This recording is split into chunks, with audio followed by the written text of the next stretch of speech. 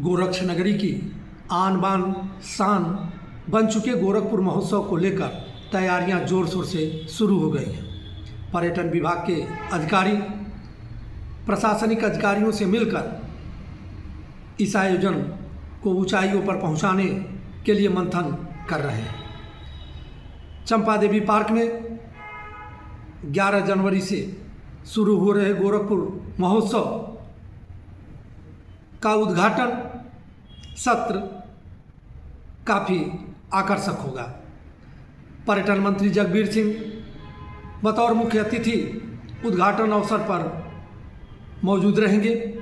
सांसद रवि किशन विशिष्ट अतिथि के रूप में महोत्सव के शुभारंभ पर अपनी उपस्थिति दर्ज कराएंगे। महोत्सव को ऊंचाई पर पहुंचाने के लिए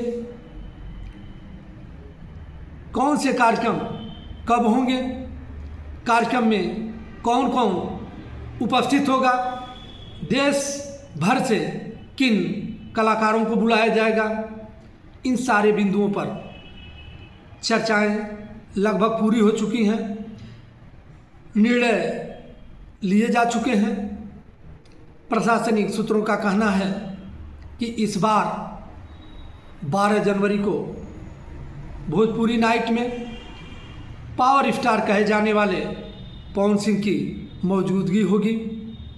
पवन सिंह से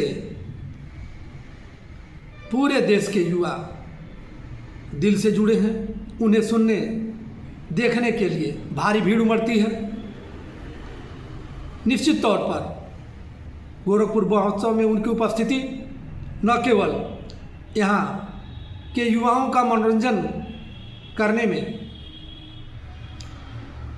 अहम होगी, बल्कि उस महोत्सव को ऊंचाइयों पर पहुंचाने में यादगार साबित होगी। 13 जनवरी को भजन संध्या के दौरान भजन गायिका और हाल ही में बिहार से विधायक चुनी गई मैथिली ठाकुर भी शामिल होंगी।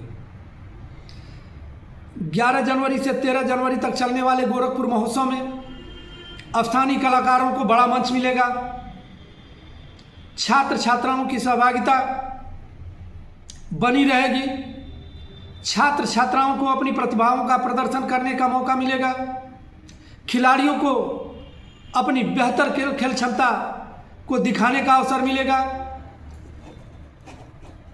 तमाम प्रतियोगिताएं आयोजित होंगी जिनमें छात्र छात्राओं को अपनी क्षमता दिखानी होगी।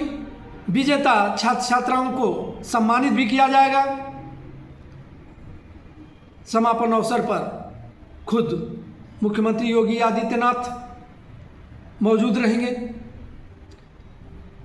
प्रशासनिक सूत्रों का कहना है कि भजन संध्या के दौरान मुख्यमंत्री कार्यक्रम अवसर पर होंगे और मैथिली ठाकुर के गाए भजनों का आनंद उठाएंगे। गोरखपुर महोत्सव एक अन्य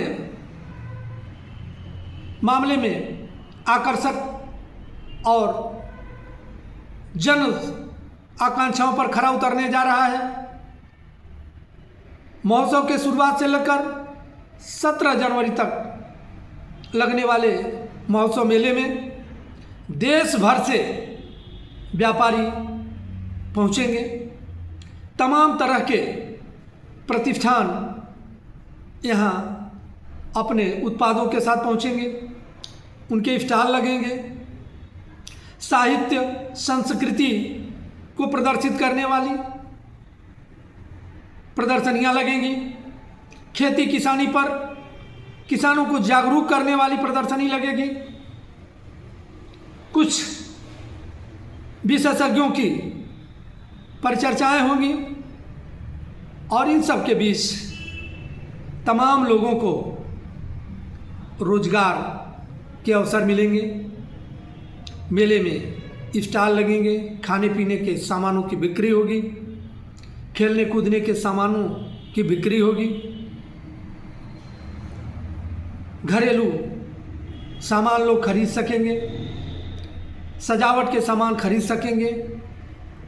3 दिनों तक गोरखपुर में उत्सव जैसा माहौल रहेगा और यह ऐसा उत्सव होगा जिसमें बच्चे, युवा, महिलाएं और बुजुर्ग सभी की उपस्थिति होगी। सभी को पूरे साल इस महोत्सव के होने का इंतज़ार रहता है। अब उनके इंतज़ार की घड़ी लगभग समाप्त हो गई है। 11 जनवरी से 13 जनवरी तक गोरखपुर महोत्सव चलेगा। 17 जनवरी तक महोत्सव मेला रहेगा। छात्रों ने महोत्सव में सहभागिता दर्ज कराने की तैयारियां शुरू कर दी हैं। संबंधित स्कूल कॉलेजों के शिक्षक कर्मचारी अपने छात्रों को तैयार करने लगे हैं। उनकी प्रस्तुति बेहतर हो, उन्हें पुरस्कार मिले, इसके लिए पसीना बहाने लगे हैं। प्रशासनिक अधिकारी अपने स्तर से तैयारी में जुटे हुए हैं।